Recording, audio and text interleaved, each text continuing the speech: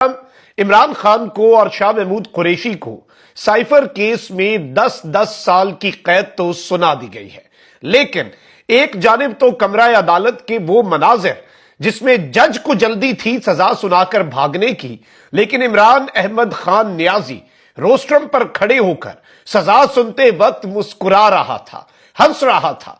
उसकी मुस्कुराहट एक जानिब तो इस पूरे निजाम का आने वाले सालों में, आने वाली दिहाइयों में पीछा करेगी, लेकिन चंद ही घंटे में किस तरह से साइफर केस और साइफर केस में इमरान खान को सुनाई गई सजा किस तरह से उड़ गई है, दबड़दूस हो गई है, इस सजा के कड़ाके निकल गए हैं। और जिस तरह से जज हमायूं दिलावर ने एक फैसला सुनाया था तोशा खाना का, इमरान खान को सजा सुनाई थी, उसके बाद जिस तरह से हमायूं दिलावर का फैसला उड़ा के रख दिया गया था, और फिर यही जज साहब जब इन्होंने अदालत लगाई, जज अबुल असनाद जुल्करनैन साहब ने, तो इन्होंने कहा मैं दिलेर हूं, मैं दिलावर नहीं हूं। इन्होंने एक तरह से तंज किया कि मेरी अदालत में इंसाफ होगा, मेरी अदालत में निजाम होगा। लेकिन वही बात है कि कुछ तो मजबूरियां रही होंगी, यूं कोई बेवफा नहीं होता।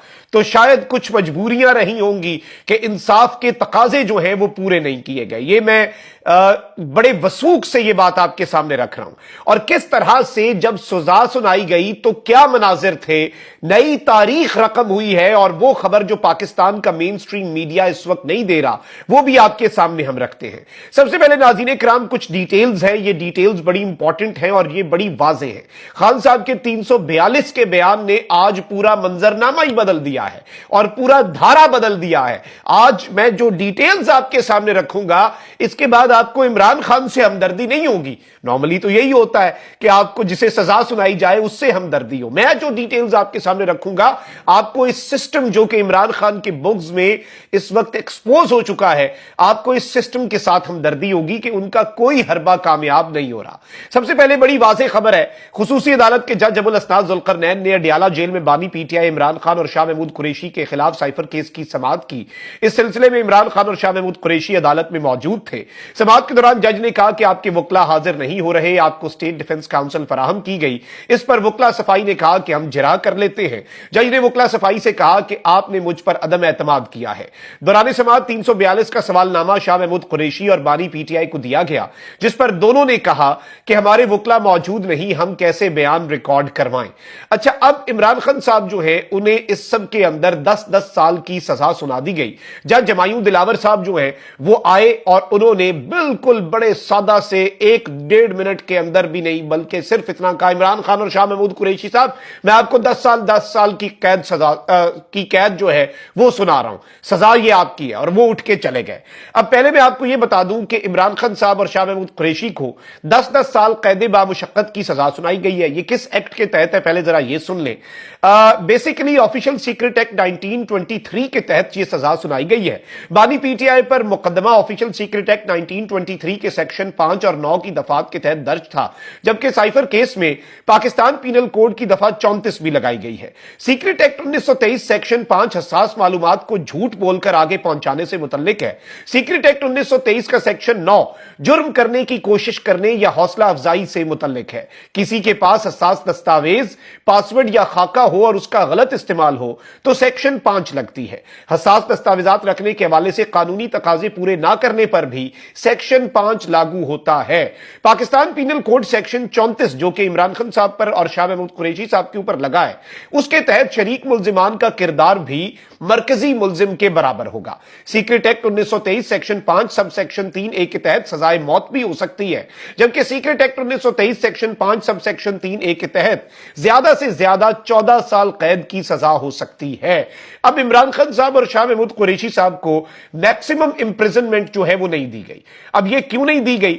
एक जानिब तो पाकिस्तान का मेन स्ट्रीम मीडिया जो कि इस वक्त मैनेज हो चुका है, बिकाऊ मीडिया है, और उस मीडिया के ऊपर तज्जियाकारों से और एक पूरा नैरेटिव बनाने की कोशिश की जा रही है कि स्टेट सीक्रेट्स जो है वो बेचे, स्टेट सीक्रेट्स का गलत इस्तेमाल किया, रियासत के जो हसास तरीन मामलात थे वो पब्लिक कर दिए गए और मुल्क के खिलाफ साजिश हुई। भाई मुल्क की अवाम को नहीं बताना था तो और किसे बताना था? यही तो जमहूरियत है। लेकिन चले, वो कह रहे हैं कि जी ये सजा कम कम दी गई है, सजा ज्यादा दी जा सकती थी। वैसे सजा मुझे लगता है ज्यादा, पता है क्यों नहीं दी गई?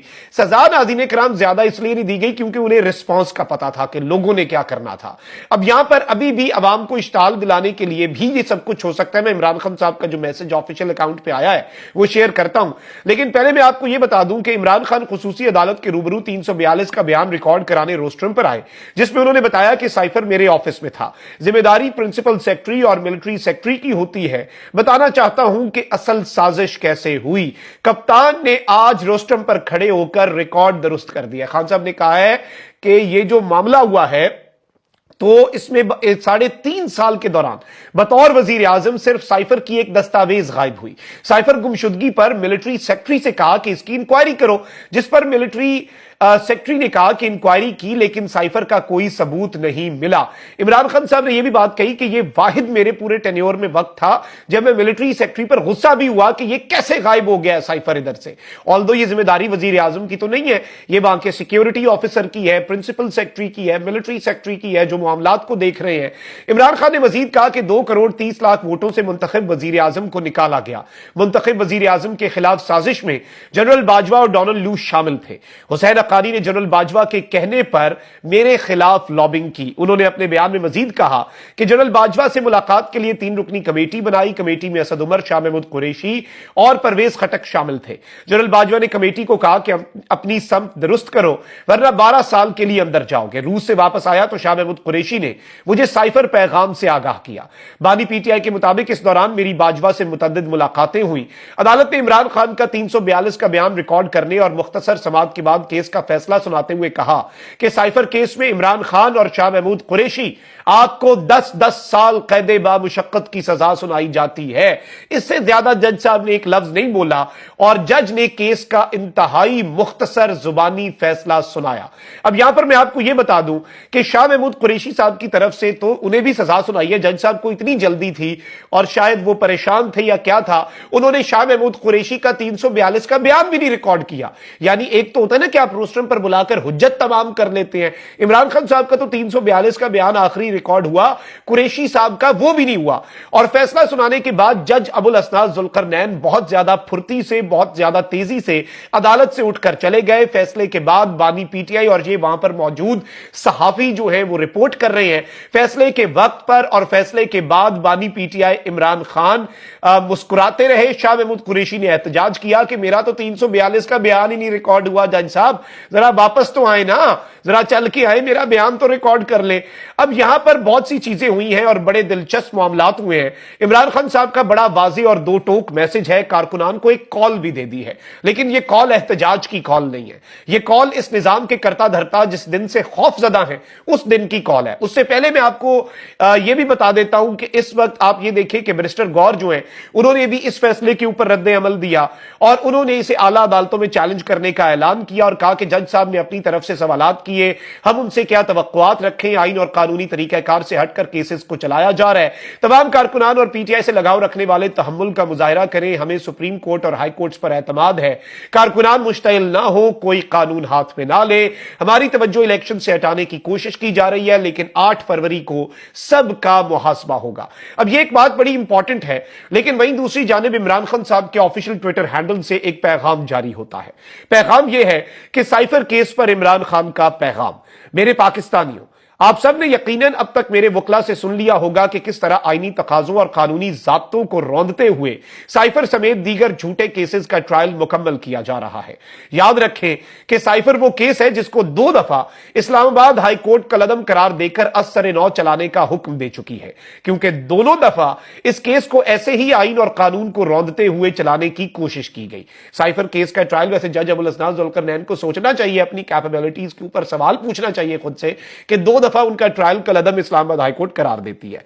खान साहब लिखते हैं कि मुझे इस केस से सुप्रीम कोर्ट में जमानत भी दी जा चुकी है, क्योंकि इस केस की सारी इमारत ही झूठ, धौंस, साजिश और फरेब पर खड़ी की गई है। अब जबकि मरकजी गवाहान के बयानात से भी इस केस में मेरे और शाह महमूद के खिलाफ कुछ नहीं निकला, तो मंसूबा साज घबरा गए हैं और इसे कानूनी कवायद ज़वाबित मुकम्मल किए बगैर खत्म करना चाहते हैं। यह ट्रायल नहीं बल्कि वो फिक्स्ड मैच है जिसका नतीजा लंदन प्लान के किरदारों और मंसूबा साजों और उनके मोहरों ने पहले से तय कर रखा था। इसीलिए मुझे इस کیس کے فیصلے کا پہلے سے علم ہے۔